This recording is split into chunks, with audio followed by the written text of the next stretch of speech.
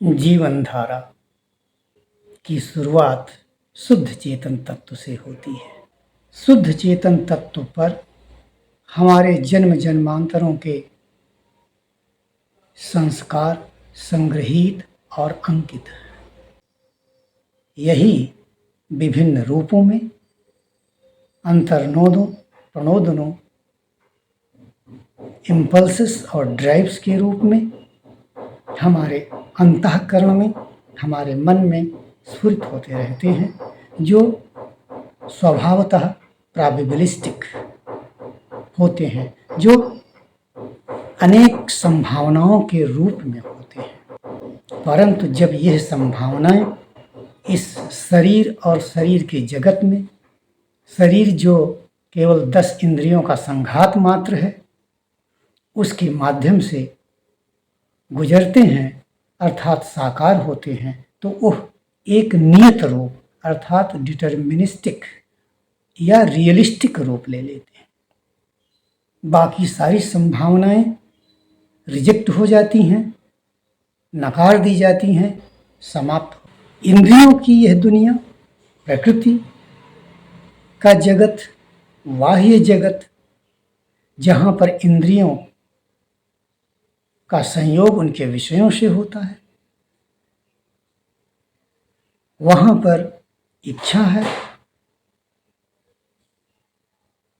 काम है, क्रोध है, लोभ है, मोह है, क्योंकि इनके भोगों को प्राप्त करने की इच्छा, लोभ या काम, और इनके छूटने का डर भी यहाँ व्याप्त होता है।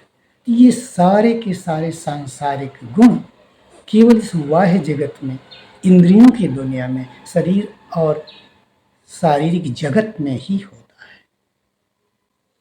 और इस प्रकार से जीवन धारा शुद्ध चेतन से अंतर्मन में अर्थात मन बुद्धि में प्रोबेबिलिस्टिक रूप में, और फिर इंद्रियों की दुनिया, शरीर की दुनिया, बाह्य जगत में रियलिस्टिक रूप में साकार होती है। यही जीवन की धारा है। हम प्रायः इसी संसार में खोए रहते हैं और अज्ञानवश इसी को संपूर्ण जीवन मानने लगते हैं। परंतु जब कोई भी साधक, विद्यार्थी या मनुष्य अपने को इस बाह्य जगत से, इंद्रियों के संसार से, प्रकृति से समेटता है, इंद्रियों को अपने संयमित करता है, और वो अपने स्वरूप की ओर, मूल स्वरूप अर्थात जो शुद्ध चेतन स्वरूप है, प्रकाश पुंज स्वरूप है, उसकी ओर उन्मुख होता है, तो यह विपरीत धारा ही राधा कहलाती है। अर्थात राधा ही हमें हमारे मूल स्वरूप तक की यात्रा तय कराएगी। शुद्ध चेतन परम तत्व परमात्मा से इसका अनंत जुड़ाव और प्रेम है, क्योंकि यही हमें उस शुद्ध स्वरूप परमात्मा तत्व तक पहुंचाती है।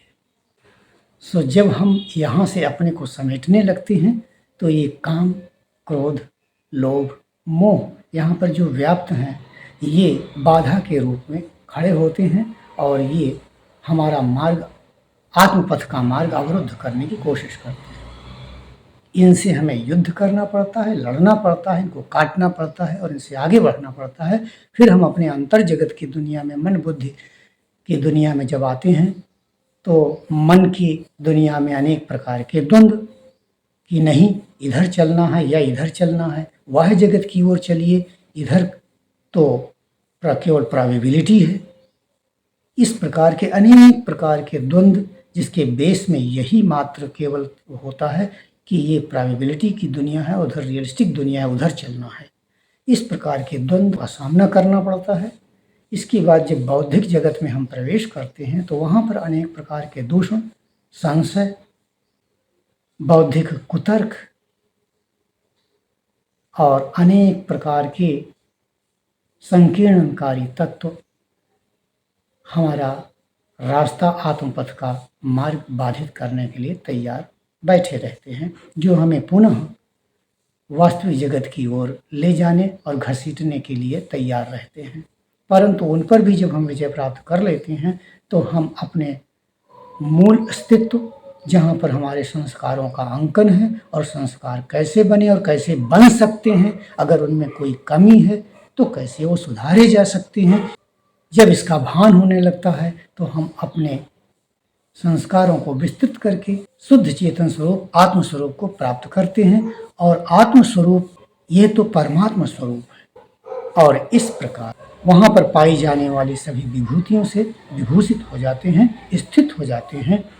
यही वह दुनिया है जहाँ परम आनंद और परम शांति है, क्योंकि यहाँ पर क्रोध, मोह, लोभ, संशय आदि के झंझावात और भय के झंझावात हमारा पीछा नहीं कर सकते। यही जीवन की धारा और विपरीत धारा अर्थात राधा अर्थात आत्मपथ का रहस्य है।